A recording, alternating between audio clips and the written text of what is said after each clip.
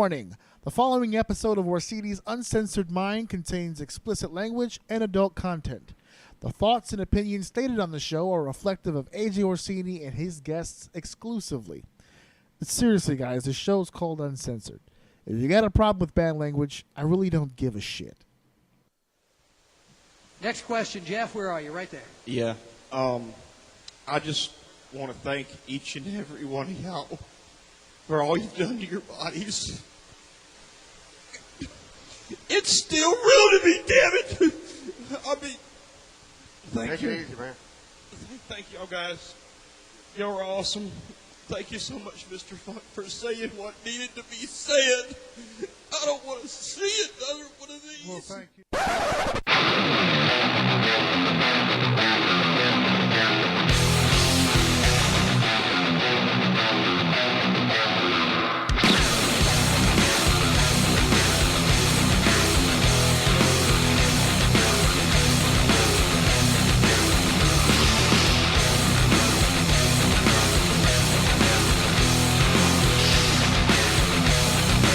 Welcome to Orsini's Uncensored Mind, and now your host, AJ Orsini. How the hell is everybody out there? This is your boy, your main man. Lower that shit down. Lower that shit down. Excuse me. This is your main man, your host of Orsini's Uncensored Mind. This is AJ Orsini, and I had to say lower it down because for once that shit was blowing my eardrums out. I have got to adjust this thing. I need to mod. Do some modding. Let's do it here. Okay. We have modded. How the hell is everybody out there? I know I just said that. I'm going to say it again because everything has just ruined my flow and I don't have time to hit the reset button. I hope you guys are doing well. This is AJ Orsini's Uncensored Mind, and it is episode 76. Much to deliberate, much to get to. I am recording this right now as Kofi Kingston is going through his Iron Man match here. He is running through the who's who here of the main event scene of SmackDown Live in this gauntlet match. We're going to discuss this gauntlet match a little later on. Well, not the match itself, but how this gauntlet match has changed the entire face of the Elimination Chamber match coming up this Sunday live on the WWE Network. We're going to do a little Elimination Chamber because there's some things that I really want to talk about as far as that pay-per-view goes. I mentioned last week here, we did we had a discussion. I didn't interview anybody. I had a discussion. My main man, Ian, was in the House of O, and he was laying down some pretty controversial opinions there. If you didn't get a chance, check that out. ajoum.podbean.com will take you to all of your Orsini goodness. You can go over there and check that out. He was here, and I mentioned when he was here that I was going to be doing some new segments, new things going on. We're going to evolve and crawl here up into a brand new show, essentially. You guys already got the new theme. We got some new commercials coming up. None tonight because I'm finalizing some stuff with some people, so I didn't want to put anything out yet before I got a green light across the board from certain people, so we're going to hold off on that. So we're going commercial free tonight, folks. Just me and you discussing a whole bunch of shit. Now, when Ian came, a lot of shit happened during the time period in which Ian came. I didn't get a chance to really talk about much of it, so we're going to deliberate some of that stuff. So some of that stuff's going to be kind of old. There's going to be some new stuff. There was a press conference again from AEW. All Elite Wrestling got down with some news, some information. We started booking some matches here, some stuff going on. So for all you t-shirt company guys, there's a match card. In case you guys haven't heard, there is a match card. It's coming out. Slowly but surely. Got 4 matches pretty much already booked there, leading into their big Double or Nothing show. I don't even know why it's called Double or Nothing. It's the first show of a continuous trend here. They're an actual company that supposedly is already expecting to be around for a few years because they've signed 3-year, 5-year deals here with people. So they're anticipating being around for a while. So in a Double or Nothing situation, should you hit nothing, that would be the end of your game. So I really hope if they roll nothing here, that they continue on their quest to become number 2, because that's exactly the goal, I would assume, would be to become at least number 2. Because you're not becoming number 1, not right up the gate. You're not going to come out from high school straight to the league and beat the world champ. That's not gonna happen that way. We're gonna get to all that stuff. But I want to talk about something that's real quick, not wrestling related. We're gonna get into some stuff that took place in the sports world. I made mention of it about 2 weeks ago, actually. I think Super Bowl Sunday took place not too long ago. Now, in the beginning of this podcast, I was pretty much all over the map when it came to sports and entertainment stuff like that. I have since caved, and this is basically a wrestling podcast now. I've come to grips with that. That's fine. But I do want to mention Super Bowl Sunday, not for the game, because I did not watch the game. And I'm very happy about the fact that I did not watch the game, because it sounds to me like it would not have been worth my while. All of my friends who do watch sports like that and did watch the game pretty much told me they wanted to nap. One person told me he was trying desperately to find a way to get his wife to not see him try to stab himself in the neck and kill himself and take his own life. This game was the balls. It was the shits. It was not entertaining at all whatsoever. Field goal competition basically is what it was. And then for those of you who don't have the network, you were stuck with Maroon 5 for the halftime show. Now, I'm not saying Maroon 5 is a bad band. I'm just saying they're not my personal taste of music. I kind of get into a little bit of everything. I'm not gonna lie. Some of their songs that come on the radio, I kind of chime on, especially if I'm driving. If you're a band, a music band, I don't do music much on here because music to me is kind of like a side deal. It's like I'm not really obsessed with music.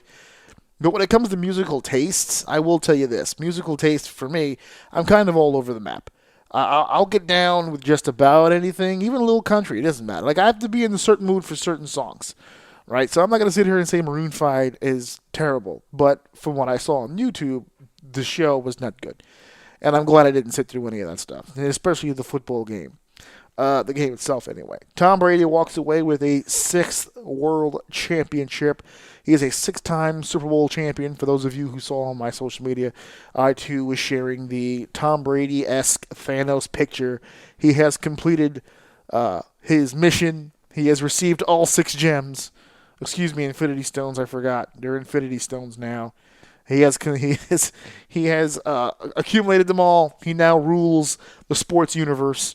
And hopefully he will wipe out half of it and restore balance. Perfectly balanced, as all things should be in the sports world. The whole conversation of the GOAT, I guess it's officially over.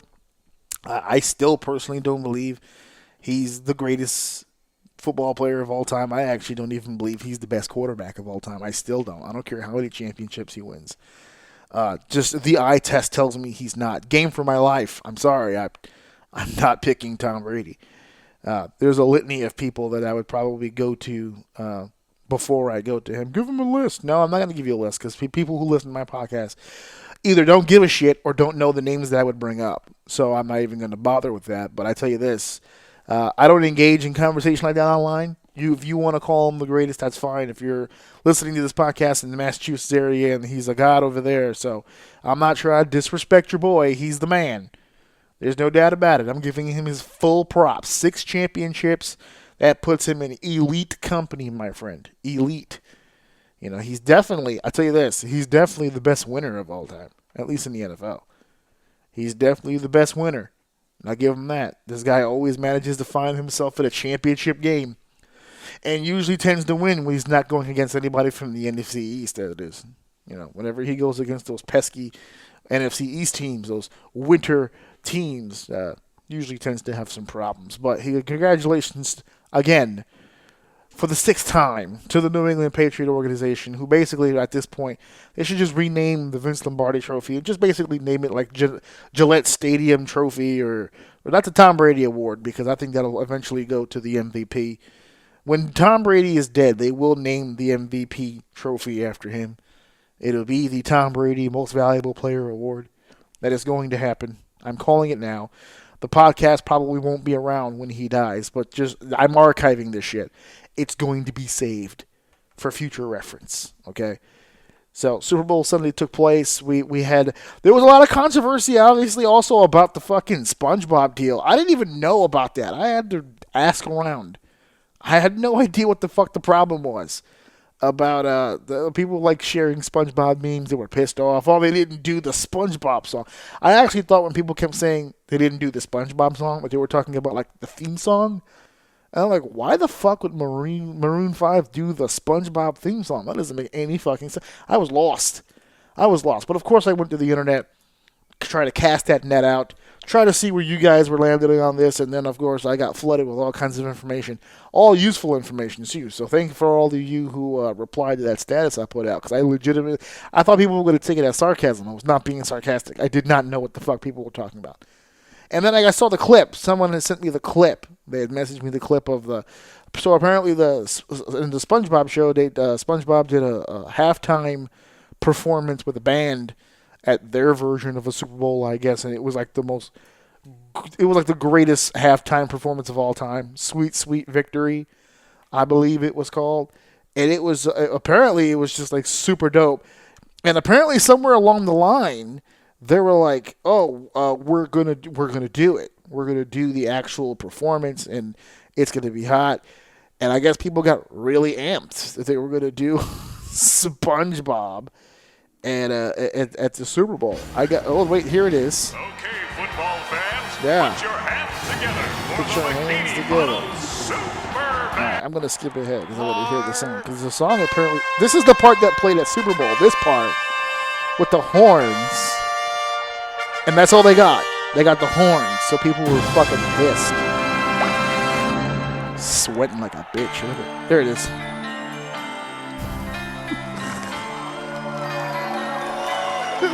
You didn't get it at the Super Bowl. You're getting it here. First of all, that voice. God damn, that voice is sultry. Listen to that. Squidward got an erection right now.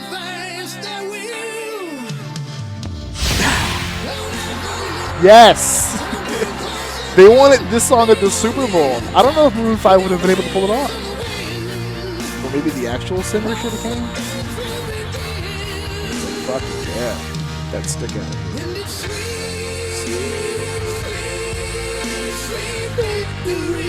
Sounds like a drinking song, it does. The video is hilarious though, like the football fans are like hugging. Yeah, that's how great this song is. They had to stretcher him out. Anyway, so yeah, that was the song. Apparently. I'm not a I don't know anything about SpongeBob, I don't. But I dig that song. I mean, it's no Night Begins to Shine, but it's a damn good song. I'll give it that. All right? That's a good song. So people were pretty pissed off about that. I don't see a reason to be pissed off. But then again, I'm not a SpongeBob fan. Had it been something like something that I liked, I might be feeling a little different about it. I got a sudden urge to drink this. Woodford Reserve. I got shit to do, so I can't. But, man, it's sitting there looking at me. That bottle's calling my name, baby. Definitely calling my name. I'm all over the place right now. I got some other notes. Let's get to the other notes. We got some other stuff here. That was the Super Bowl stuff. I wanted to touch on that a little bit. There was a lot of stuff going on during that stuff. So here we go. Here, as I already mentioned, let me pull this up here. Sweet Victory. I clicked something and it took me to the official SpongeBob YouTube channel, and I don't know why. I don't know why it took me here, and I don't know much, but I know I love you. Here we go. Yes, here we go. I got it now. Here we go. This Sunday, ladies and gentlemen, on the WWE Network, the Elimination Chamber will take place. There are 2 chamber matches. Real quick, let's just talk. I'm just going to name the non-chamber matches real quick because I want to talk about the chamber matches. So, Braun Strowman versus Baron Corbin in a singles match. I don't even know why that's still a thing, but there you go. Bobby Lashley and Lio Rush versus Finn Balor for the Intercontinental Championship, a little handicap match action.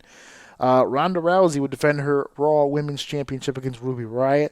That's going to be a pretty dope match, actually. I really hope Ruby gets a chance to really show what she can do there because that'd be pretty awesome. Cruiserweight Championship's on the line. Buddy Murphy defending against Akira Tozawa. And, of course, now we have our one more matchup here. The Miz and Shane McMahon, the greatest tag team in the world, against the Usos for the SmackDown Tag Team Championship. That one just, even though it has Shane in it, kind of feels like a throwaway. So we have our last 2 matches here, of course, Elimination Chamber. Let's talk a little bit let's bring up the guys first here, okay? Because there's not really much to discuss. I just want to update people on the idea that the current Elimination Chamber situation is Daniel Bryan, AJ Styles, Jeff Hardy, Randy Orton, Samoa Joe, and now Kofi Kingston. Apparently last week on SmackDown, I don't remember if it was last week or 2 weeks ago, whatever. Ali took a stiff shot to the face, swole his eye all the way up. There's even talk of a concussion. They're not clearing him in time. I think it was last week, actually. They're not clearing him in time for this Sunday, so they needed to replace him. I noticed a lot of people were really devastated about that, and I am too. I actually think the Elimination Chamber was going to be one of those deals where they're going to give him just a lot of time to just do a lot of shit and really hopefully get over. And a lot of people are upset because they're thinking to themselves, well, this is a lost opportunity. And it is. It is a lost opportunity.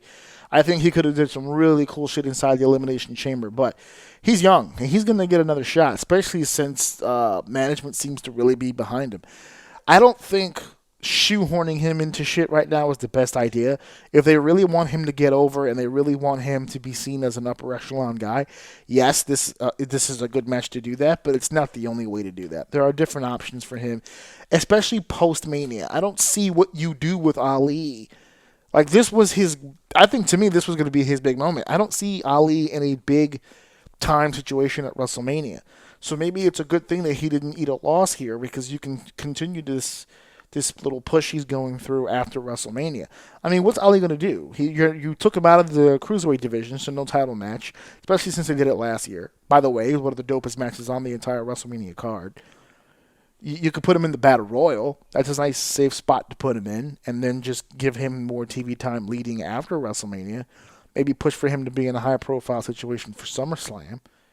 But you're not going to put him in a high-profile WrestleMania situation now. So even though this is a tough break, it's an injury that's taking him out of the match. It might actually be working in his favor.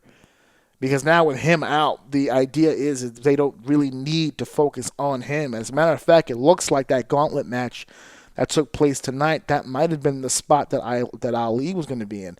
I don't know if Ali would have gone in there and beaten Bryan again, and then beaten Hardy, and then all the stuff that he did. I'm not entirely sure about that, but I know they want to give this guy a good showing, whether it be tonight or at the Elimination pay-per-view. I'm not sure. But he is injured, and he's being replaced by Kofi Kingston. Now, why did I want to really talk about this part? The Kofi Kingston part. I want to talk about Kofi Kingston for just a second. Here we go again with Kofi fucking Kingston, okay? I have no problems with Kofi Kingston. I actually think he's a brilliant athlete. I actually think he should have gotten a better shake. There was a few years there where he should have really been utilized a little better. Okay? But the fact of the matter is that he wasn't. He wasn't for a reason. Do I know a clear and definitive reason as to why? The WWE's version of that? No, I don't. Not officially, and no one does. Only the people in that room know the exact reason why they never actually really did anything with Kofi Kingston on a main event level.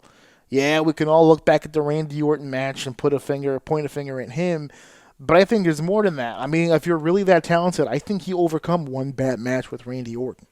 That's why whenever we have these discussions about the first black WWE champion, whenever people say, well, who's the black champion? Who's the guy you would have put the belt on? Kofi's name comes up a lot in those conversations. And I have to tell you, I don't know why. I don't know why Kofi Kingston's name always comes up. Yeah, he's athletic. I get it.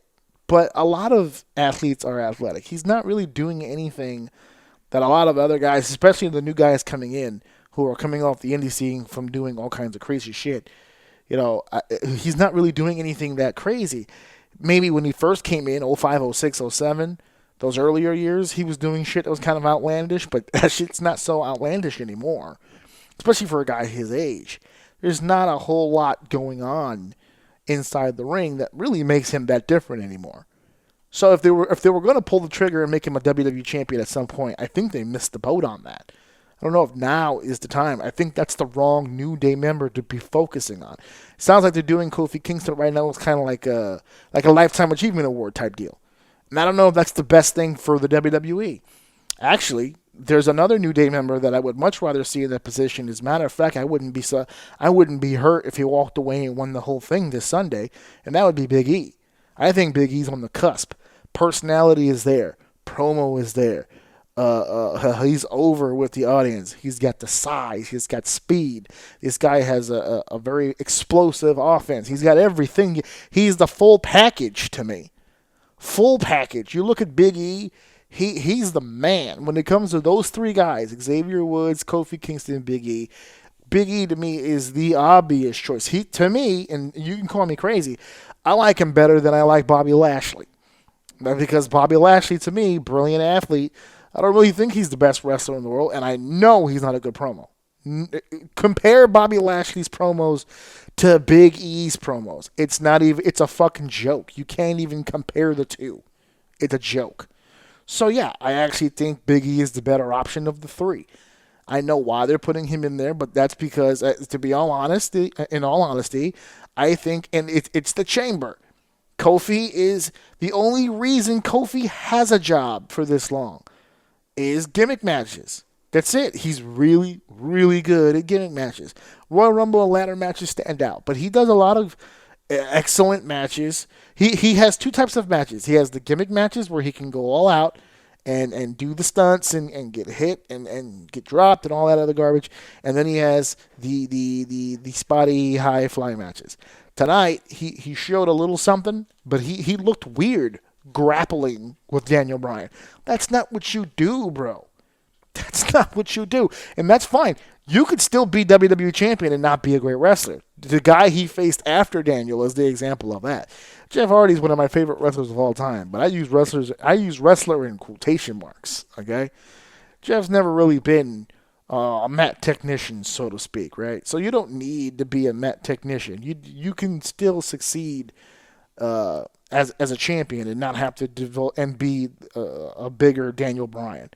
You know, I never really looked at Kofi as a main event guy. I probably never will, especially now that it's 2019. 09, to me, 09 was his year, bro. Like when he had to deal with Randy Orton. You know, if Randy wouldn't have had his head up his ass and helped instead of hurt, we might have had another star on our hands. But that was then. That was 10 years ago. He's getting his championship match now, 10 years later? I don't know about that.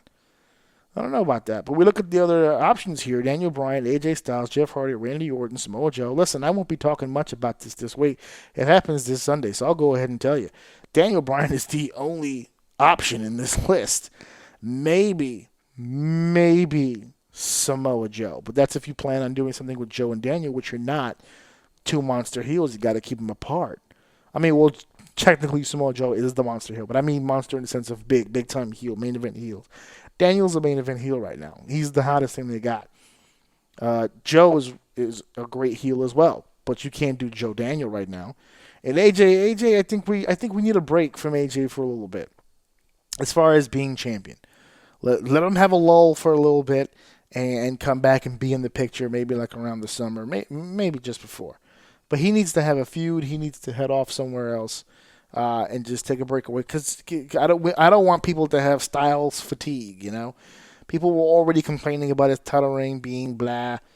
So I think some time away would be nice, and just get some fresh matchups in there, and then that way when he comes back, when we get a brand new champion, a champion he hasn't really competed against, and you bring him back to the scene. It's fresh, it's new, it's different, and that's good. And that's the WWE Championship match inside the chamber. We have another chamber match. The women will step up yet again. We will have the first ever Elimination Chamber match, or any match in general, now that I think about it, to crown the first ever, according to their records. Apparently those other women tag team championship belts they had back in the day no longer are in any archives. They've been erased from memory. Poor jumping bomb angels. We have new tag team championship belts, and we will crown new tag team champions for the women's division this Sunday. The tag teams are as follows. The team that I was referring to as Team Facebreaker, Nia Jax and Tamina against the Riot Squad, against the Iconics, against Naomi and Carmella, and of course, as we all know now, as of tonight, the two teams that will begin the chamber match, Mandy Rose and Sonya Deville, against Bayley and Sasha Banks. Yes, those two teams have names. I don't care much for their names, so I'm not using them. This is going to be a good match. I think they're going to go out there. I think they're going to kill it. I don't know if it goes on last. If anything, it might actually be better for them if it goes on first. just so you have everyone's attention. It's full on. You can get the pay-per-view trending at that point, and you catch. You don't have to really share the spotlight. You don't have to follow anyone. You can go out there, blow it up, and not have to worry about it. And as far as a pick goes, I picked Daniel Bryan in the Elimination Chamber match. And as far as this pick goes, I am remaining with my pick. I'm not changing my pick. I think my pick is the best pick. Team Facebreaker, Jackson, Tamina are the best options for this. Because, and I know what you're saying. You're saying, well, wait a second. Got the Riot Squad. You got Mandy Rose and Sonya Deville, the Iconics, Bayley, Sasha, Naomi, and Carmella. The team of Nia Jax and Tamina might be the weakest of the 6 on account of Tamina, which, for the record, folks, is exactly why I want them to win the belts. It's not a negative. It's the exact positive that I need. I need a division is only as good as its weak link. So if we can put new belts and give the fans a reason to get behind this quote-unquote weak team, then when you see the Jackson Tamina go against the Riot Squad in tag team action, or against Bayley and Sasha in tag team action, against Naomi and Carmella, now you're taking what is supposed to be a weakness in your division and turning it into a strength. Because now you're putting belts on them. Now they have championship advantage. You can tell different stories. You can get out of situations you couldn't get out of before because now you have the fans paying attention to something else other than just the 4 athletes. Tag team titles are on the line, so now they're going to expect different things. Now you can swerve them, keep them guessing, entertain them differently. So that's why I'm picking. I think it should be. Do I think they're genuinely going to win? No, I don't think they're genuinely going to win. But I think they should be the winners of that matchup. I think they should be the WWE Women's Tag Team Championship because I think you can do more. It doesn't make sense to me that, like, for instance, of the 6 teams, all right, that's 12 women. Of the 6 teams, what do you predict would be the strongest team? Maybe Bayley Sasha? Maybe the Riot Squad? If you had the top team win the straps, who the fuck do they face in the division? Everybody else is weaker than them. Otherwise, on the other side, you take the weak team to give them the belts, put them on top.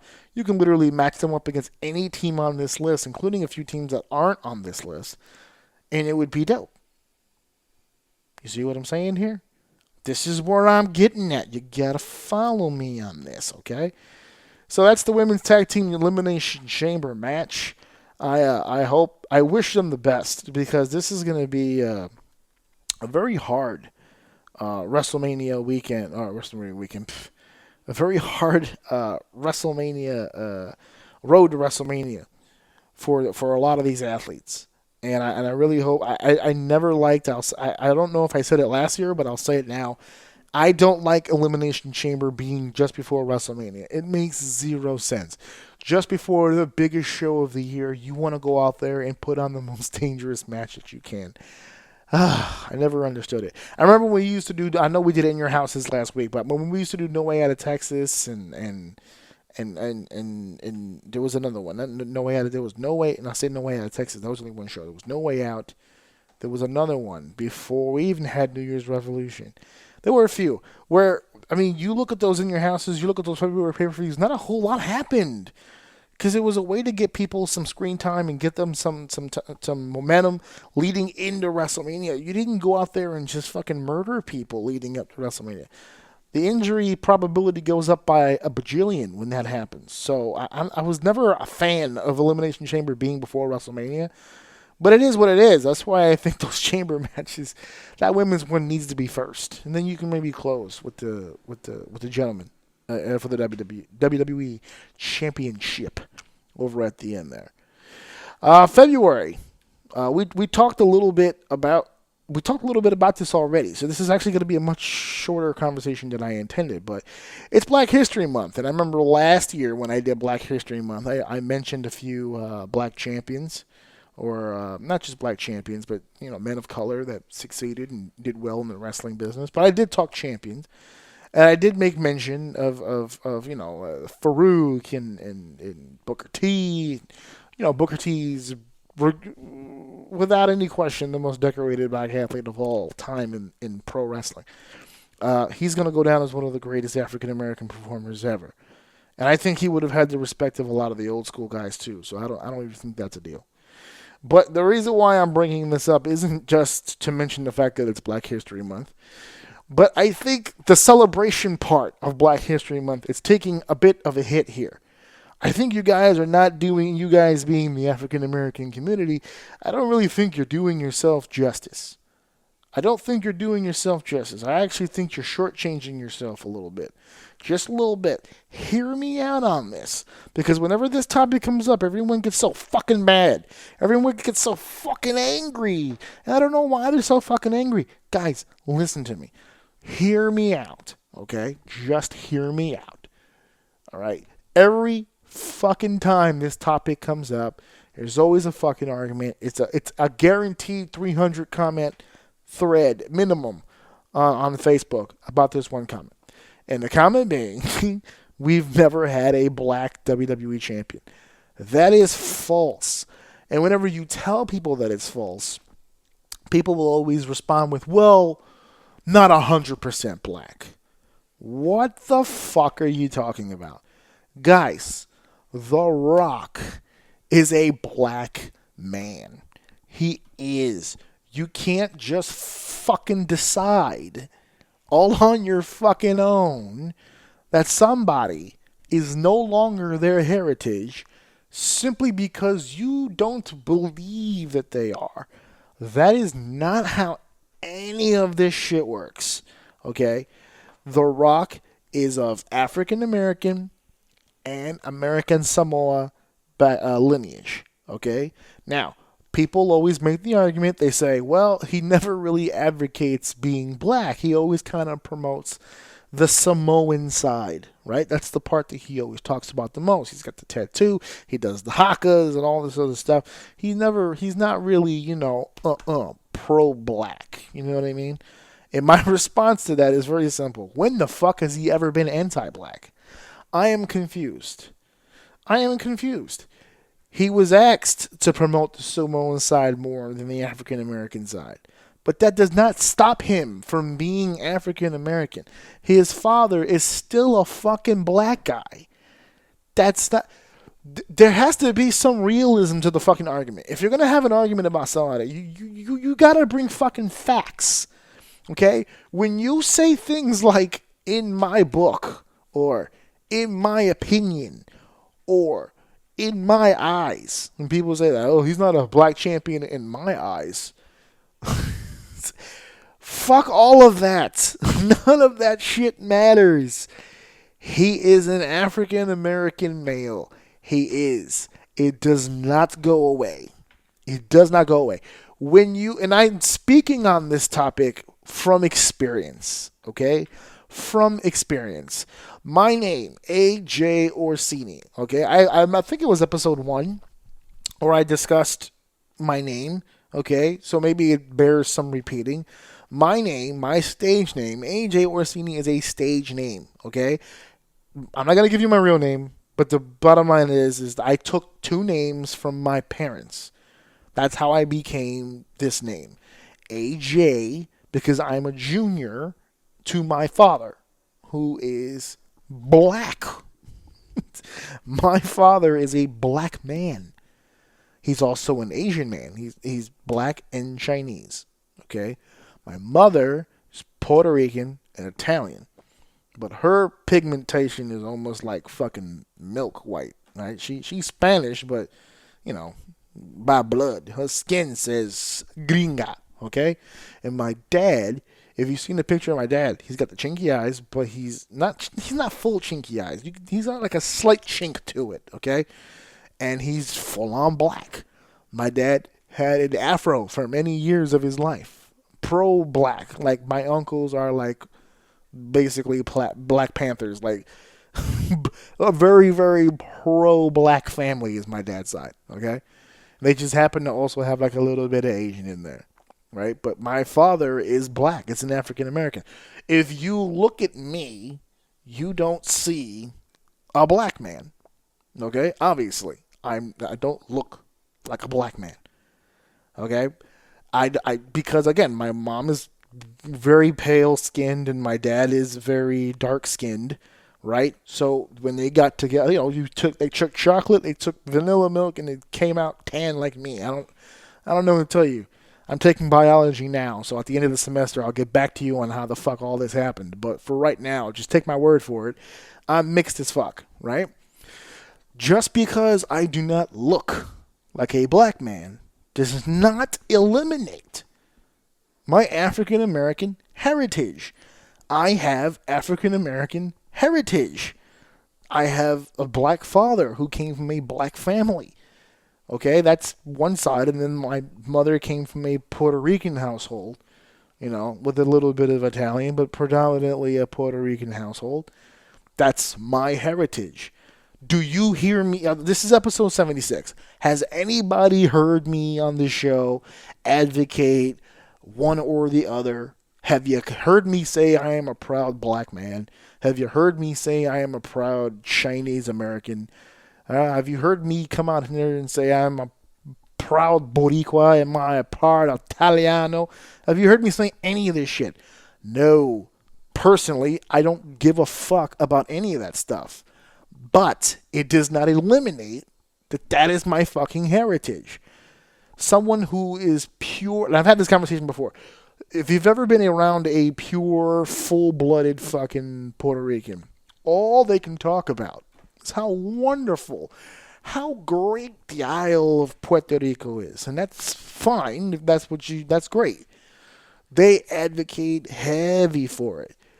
If they all of a sudden just stopped, that would not eliminate their Puerto Ricanness. My wife is 100% Puerto Rican, Mrs. O. Completely 100% Puerto Rican. If you looked at her birth certificate and see her two parents on her fucking birth certificate, it would be like an ice dream. Like, you would think that they would need to be deported right now. It's the most Spanish fucking family I've ever seen in my entire life. And I came from a Spanish family. And her family is far more Spanish than anything that I've ever been familiar with. Okay? Her family is super duper Spanish.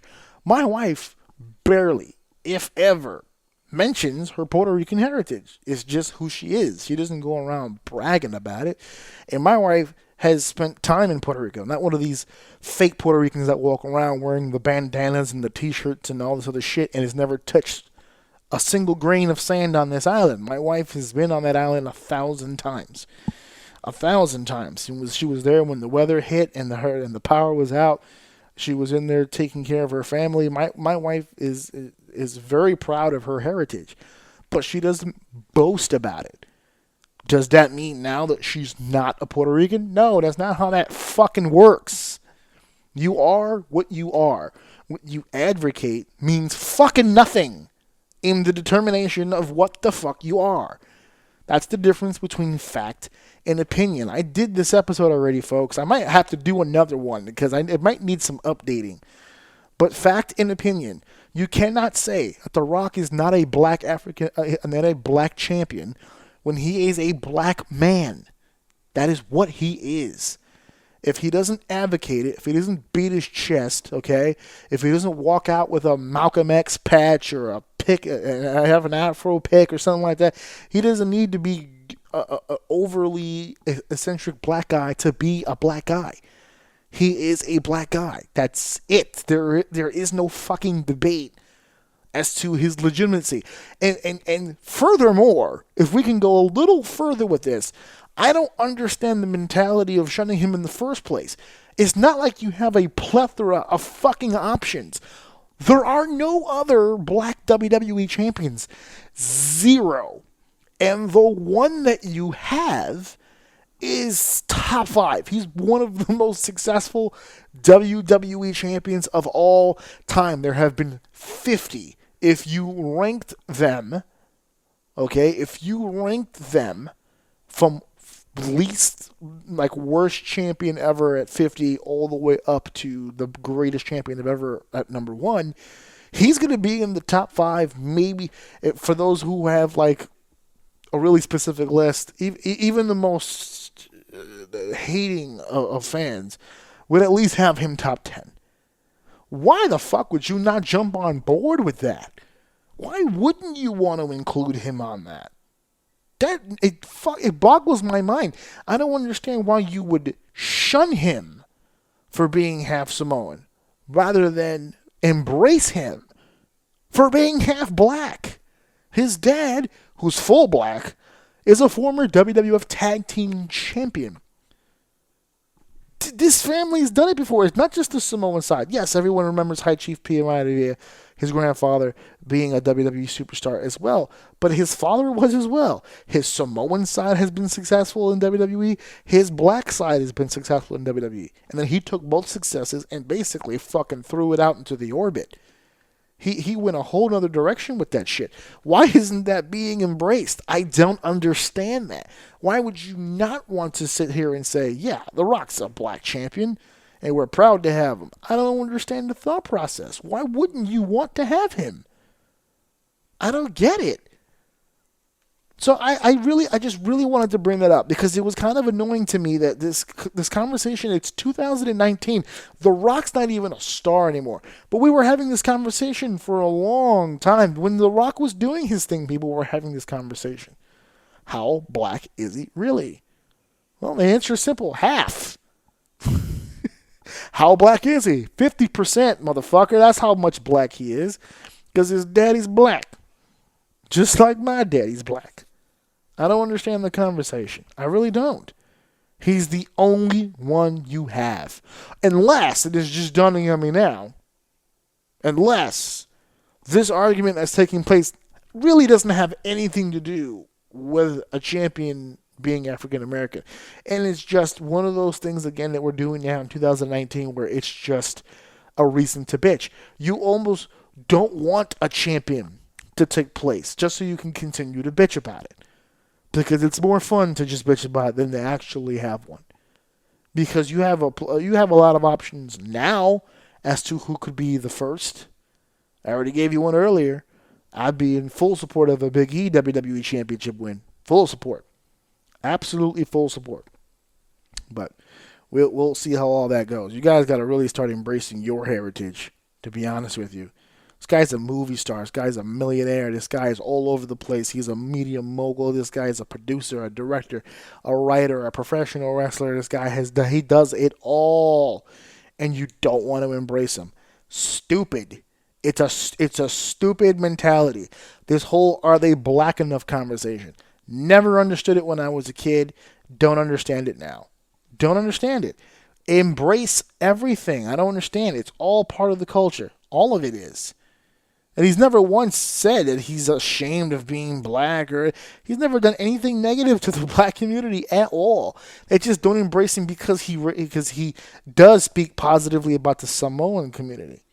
That's it. It's the only reason. So unless you pump it hard, unless you're repping it head to toe, then you don't count. That doesn't make any fucking sense. He's black. Get over yourself. That's it. Get over yourself. Speaking of getting over one's self, I must get over how wrong I was. It's time to take my medicine, folks. It's time to be honest and be real with myself. Now, I sat here not too long ago and broke down this whole AEW situation. All Elite Wrestling. We told the story A to Z, baby. And we've had some new developments. Of course, the press conference just took place the other day. AEW, I got to tell you something about AEW. I gotta tell you, I'm a little concerned. I'm a little concerned. Okay, when we did, not we, I didn't do it, but when they did All In, I congratulated them and I said, great. It was a one-off, right? Because that's what it was supposed to be. It's a one-off, and it was a good show for a one-off. Nice. They proved their point. They could sell out a building. Blah blah blah blah blah. So when they announced AEW, I'm thinking to myself, oh my God. This is going to be a huge undertaking, just based on the plan that they wanted to go with, to do buildings all the time and, arenas all the time and to be touring and to sign talent and the whole deal. I don't think it was really possible or feasible for them to do that. But as time has gone on, and now we have the inclusion of the Khan family and a nice little influx of some cash here and there, all of a sudden we've got a player on the team. We've got movement. We've got flexibility here. And they've been progressing, and I've been watching. I've been paying close attention, and I gotta tell you honestly, I'm feeling less and less confident as this thing is moving forward. The more we move forward, the more I feel like we're making a lot of mistakes already. Now, you're probably saying to yourself, AJ, what mistakes can they possibly be making? They were trending number one on the internet. Number one trend. Okay, they've sold out Double or Nothing. It's already sold out. They sold out in just under an hour, I believe, which is like, 10 or 15 minutes longer than All In did. But the point is they sold the tickets. They have a fan base already. They do. There's a built-in group of people who are wrestling fans who are sick and tired of all the bullshit they have to sit through on Monday nights and on Friday nights and Thursday nights and Wednesday nights and Sunday nights and every fucking night on the goddamn network. They're sick of the WWE product. They want something different. They want something else, right? And I just feel like people are in such a need to find something else that they will literally take anything else. And that's scary to me. Because every single time that they make an announcement when it comes to talent, every time it's, okay. Okay. They're not picking bums. The roster so far that it's shaping out to be is not terrible. It's not a terrible roster. It's a roster of very talented guys and gals who are going to go out there and try to apply their craft on a bigger stage. But that's my problem. That's the problem that I have. Because AEW is kind of in this position where if they get name brand talent, then it'll be WCW all over again, right? They're just basically taking WWE. Well, actually, if you take the lower guys, it would be TNA level, not WCW. Because when WCW used to rate talent, they picked up talent. They picked up Randy Savage, Hulk Hogan, there's big names, Luger. They picked up, Luger was the WCW guy before he was WWE. But you get my point. Nash, Hall, they were picking up big names, big players. And that's where the paradigm shift took place. TNA picked up the scraps. It was the guys getting released. It was the guys popping on tests. It was the guys. TNA never really scooped up a main event player other than Kurt Angle, but they caught a bad Kurt Angle. This is the reason why the WWE let Kurt Angle go. I know you're thinking to yourself, AJ, he had a lot of great matches in TNA. Yes, he did have a lot of great matches in TNA. He also had a full-blown drug addiction in TNA. Full-blown. Basically, TNA was the place that would let the boys play regardless of what the hell they were putting themselves through. WWE was releasing people for their own health and safety, and TNA was just picking them up like, here you go, baby. Like, I've just assumed that's how they hired Kurt. It was like Dixie and Jeff and a bunch of other, like, fucking stooges in the car with their window down, just basically, like, wiggling a little baggie of cocaine out the window, and they just drove really slow as Kurt just kind of zombie stalked them all the way to Florida. I just assume that's how that went. Because Kurt had so many problems. So many problems. There was a conversation, and I don't remember where I heard it, but there was a conversation amongst a lot of people in the WWE that really thought Kurt was going to die. That's how bad his shit was. And TNA just scooped him up and just like, here you go, buddy, go crazy. We don't test anybody here. Go nuts. Just come down here and let's see if we can draw some pop a rating on you, guy. And sure enough, with some fresh opponents, Kurt Angle had some great matches down there. But that was what TNA was. TNA was kind of like the bottom-feeding situation. AEW, I don't think is going to be a bottom-feeding situation. I think they're going to try to go with the talent they have and push new faces. The problem is that the faces that they're pushing, a lot of these guys are basically just their friends, and there's nothing wrong with that. If your friends are talented, no problem with pushing your friends. Pushing your shitty friends is a whole nother fucking issue. It's a whole nother bag of shit. But if you're going to push really talented people, regardless of who their affiliation is with, I can co-sign that. But my biggest issue with them doing a full-on national show, and I said this when we first really started talking about AEW, is the reason why All In worked is because All In catered to a particular brand of fan. You know, they were doing their show, and let's be honest, their fan base, the people who watch the Being Elite show and go to all the Ring of Honor shows and download and actually bought not download, they actually bought the service for New Japan World to watch them over in Japan and to watch Dominion and Wrestle Kingdom shows. Like, those are the hardcore of hardcore fans. And the people who bought tickets to All In, those are the hardcore of the hardcore fan. And when you're catering to those people, I think for Cody and the Bucks, it's easy. That's their niche. That's where they fit in. Those fans, for them, it's like eating out of the palm of their hand.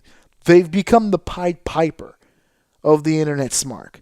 They can say anything online, and these people would just fucking gobble it up. And that's great. That's great. Hey, listen, for the boys, that's a good thing. You can get fans to do that shit. That's cool. But if you saw the little cold open I did at the beginning of the show, with the whole, it's still real to me, damn it, that whole deal, I did that for a specific reason. I did an episode. I don't remember what number it was. It might have been 14. I've done so many of these now. I'm so happy to say that out loud. But I've done so many of these things that I really do sometimes have a problem remembering numbers and which episode was who what. I'm actually in the middle of just checking it out right now. I think it was 14. It was 14. Woo! My memory is semi-great. Episode 14, Kayfabe Dead or Alive. It was the only episode where I actually did 60 minutes on one fucking topic because that's how important Kayfabe is. I did it on Kayfabe. And I did that episode, and I got a lot of responses from people from that episode. People basically telling me that I was wrong, Kayfabe is dead, and there's no fucking way that you can convince... I said it then. You can't convince me. I said this then. You cannot convince me that kayfabe does not exist, because for as long as people will buy your bullshit, it's not even kayfabe is not even a wrestling thing. That's just kayfabe is the wrestling term for it. But the deception of trying to convince someone, right, of something, that whole process, that duping them, making them into a mark, that is kayfabe, and that very much still exists. Because Cody and the Young Bucks have proven that time and time again. They have this look on their face when they come out. For instance, the press conference we just did. They have this look on their face like they're not even trying anymore. They're at a point where they're so over. They don't really have to do much to stay over. All they really have to do, in all honesty, is just do the opposite of whatever WWE does and says, and they're fine. They're fine. There was a whole deal at the Royal Rumble about some guy who wore an AEW shirt to the front row, and they had him remove it, and they gave him a shirt, whatever. He ended up wearing one of his undershirts. He never wore the WWE shirt that they gave him, but they offered him the shirt, yada, yada, yada, and it was a whole deal, and everyone was online freaking the fuck out. Oh, my God, they're making us change our shirts. And then what happened? And then who hits the internet but the Young Bucks? That will never happen at our show. The WWE shirts, you can wear your WWE shirts to AEW. We don't care. And of course, the fanboys rejoiced, and everyone jumped into the sky with pure joy and happiness, with rainbows shooting out of their ass and unicorn horns appearing under their forehead, and they were vomiting hearts and just litters of kittens and puppies and shit.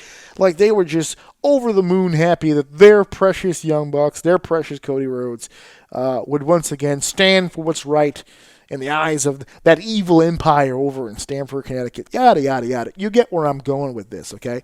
So I bring all this up because, listen, I was watching that press conference, and there was a lot of weird shit. Not bad. I'm not going to say it was bad. It's just weird. It had me just confused. And honestly enough, I mean, the Young Buck situation actually made me the most confused. Why in the fuck? This is the problem I had with the Vice President tag too, by the way. Let's throw that out there before I explain this part. But if you didn't get a chance to see the conference, they basically did this whole deal, right? Young Bucks, Lucha Bros, right?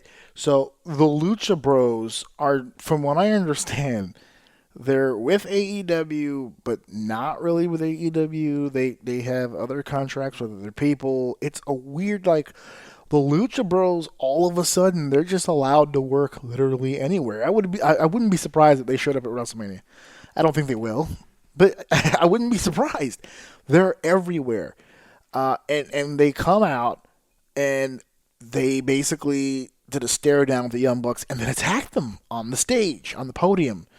So it was like, what, 4 feet by 4 feet? We got lift up super kicks and a cradle, a package pile driver and all this other stuff. I said, this is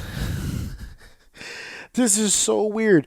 Not just what they were doing, but like, well, actually, no, what they were doing. What they were doing, I think, made it so weird. So Phoenix does a fireman's carry, picks him up like an FU type deal, right? Picks him up and then just places him back on his feet to super kick him, which weird, right? And then Pentagon grabs Matt Jackson and hooks him up, pile driver position, and then does he waits 8 million years, does his taunt, and then hooks him up with a package pile driver. So why is this happening at the press conference? It's not even the finish of the fucking press conference where it's boom, you have this big deal here. These guys are not even full-time talents, and yeah, I get it. They just hit the Young Bucks, which is an opposing tag team, but these are the vice presidents of the company. They have hire and fire capabilities here. What the fuck? What kind of sense does it make to have these dudes just attacking people at fucking press conference? You didn't even get to Double or Nothing yet. What was the fucking point? I don't know. And then they ended up ending it with a fucking a kerfuffle any fucking way.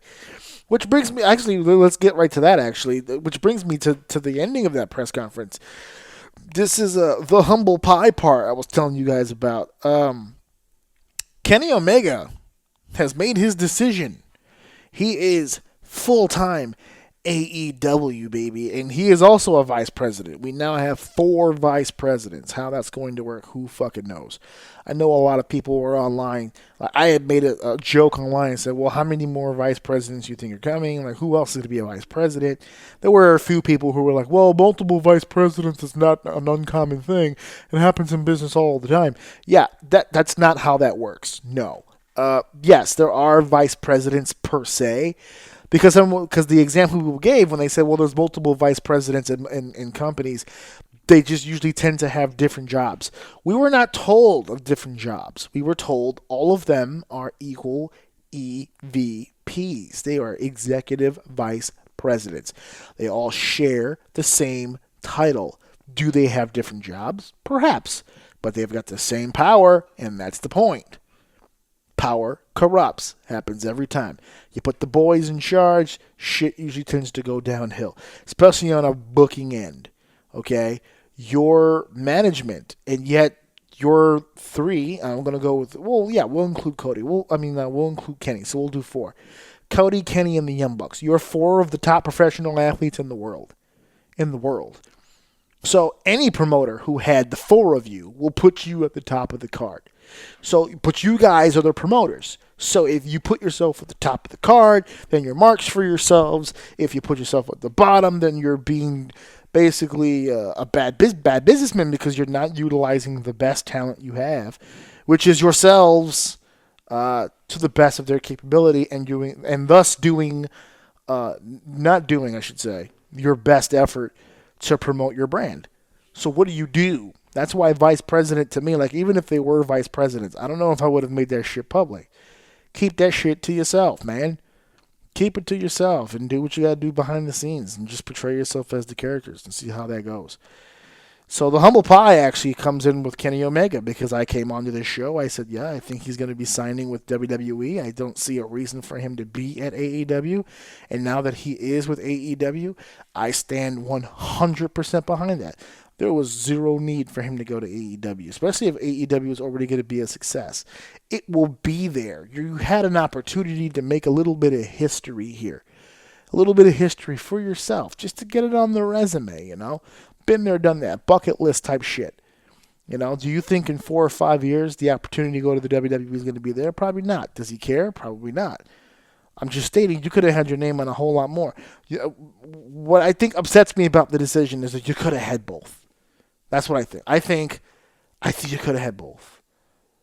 All right? I think you could have had your cake and eat it too. You could have did the WWE deal for about a year or two because from what I understand, it was a 3-year deal with a 6-month opt-out. Right? Obviously, in those 6 months, they're going to push you to the goddamn moon. Right? They're going to make you like the guy. for 6 months. And as the 6 months come to an end, they're going to start phasing you out, blah, blah, blah, blah, blah. That's fine. Let them phase you out. You do about a year or two, right? And then you fucking break out. You come to AEW, which has already got 2 years now under its belt. They have a rhythm and how they book things and how they create shows and where they do the shows at. I just thought it would have been a smoother transition. Him going to AEW screams comfortable, complacent. That's what that screams to me. He wanted to be with his buddies. He wanted to be with his friends. Now, I know the money. I'm sure the money's going to be good. But if the money is comparable and he stayed just to have the vice president tag on his name, then there you go. It's a business at the end of the day, right? You got to make the best business decision. But if it's comparable and he chose AEW, then basically, yeah, it was just to hang out with his friends. That's why I think it was so weird. You know, I'm not gonna lie about it. I don't know if I would have made that decision. But that's not me. The ball's not in my court. It's in Kenny Omega's court, and that's where he decided to go. So, I wish him the best. I hope it all works out. I'm not exactly excited about the fact that he's got Jericho first.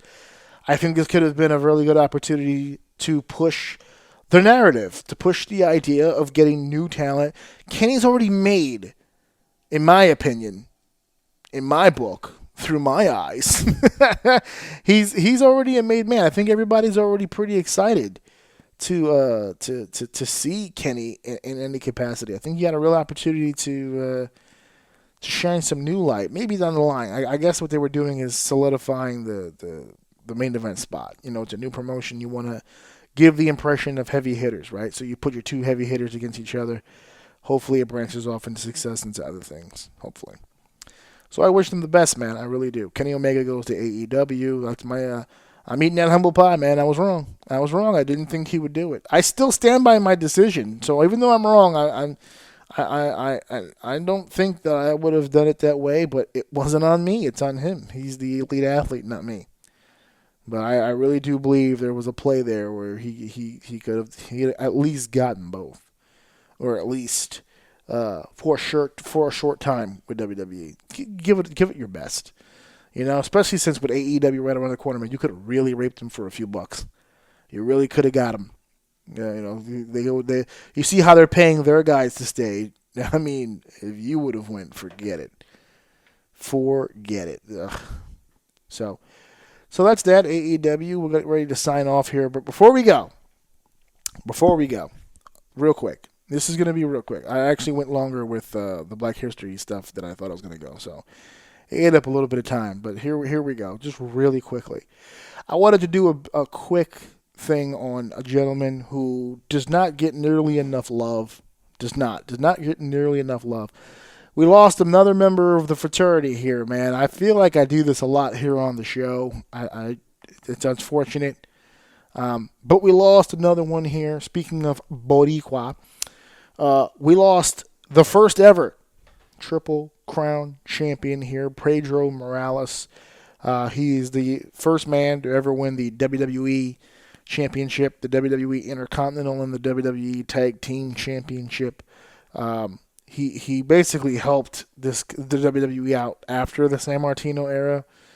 And I don't think he gets enough love from people for the accomplishments that he's had. And you're probably listening to that saying, hey, AJ, this is episode 76. This is literally the first time you're mentioning him. Well, fucker, I am including myself in that guilt. I did not do enough when he was alive to really celebrate his career either. I don't really have a whole lot of personal memories of him. His era was long before mine. I didn't get a real chance to appreciate him until much later in life as I got older. I want to say late teens. Right, because the Attitude Era never really boasted about him. Once the advent of the internet, once the internet really became a thing, I want to say I was 18, 19 when I really started learning about Pedro Morales. So that was about 2002, 2001-ish, I guess. You know, and that's when the internet really started kicking up, and I got to see this Puerto Rican dude, super ripped, super huge, flying around, doing all this crazy shit. It was amazing. He was an amazing athlete, and I never really got a chance to meet him, and I never will now because he passed away. But for the people that I did work with who knew him, they all said the same thing that they've been saying online. Just an overall cool dude, man. He was an awesome dude. and very liked, very respected. And I really feel like if that was the case, if he was that good a guy, that we really dropped the ball on that one, and really should have been more involved in his life. And I wish he would have been more involved with the WWE since he was such a huge contributor. As a matter of fact, WWE did a nice little tribute to him. It was not tonight, which I thought was weird. They did a graphic for him. They did do a graphic. But a few years ago, I don't remember how far back, they were doing a little thing on legends along the way, and he was one of the ones selected.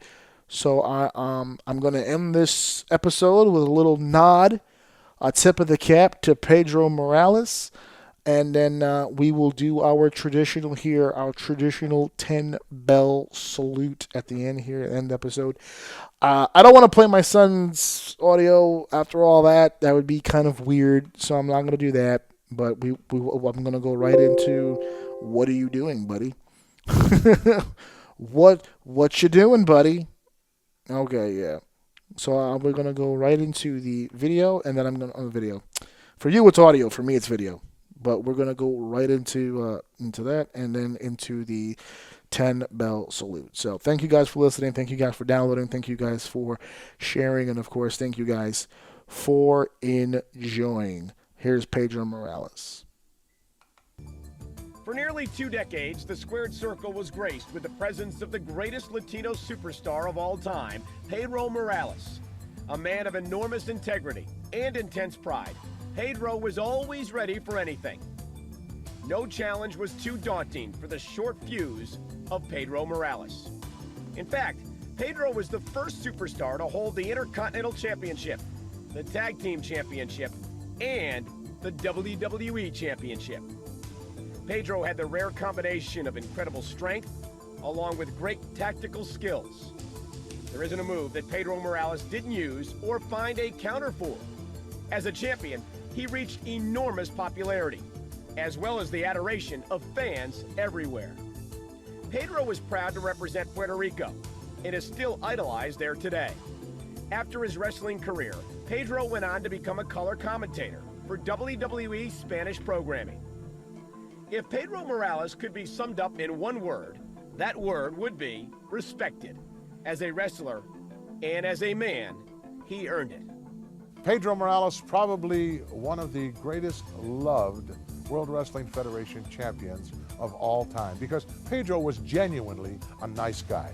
Both inside the ring at times he could be a handful, but outside the ring, he was Mr. Politeness, Mr. Etiquette, always well-dressed, always had time for everybody. Pedro signed this. Pedro, could you do that? Pedro, could you make a personal appearance? Always willing to accept what was laid upon him graciously, and he honestly wanted to do it.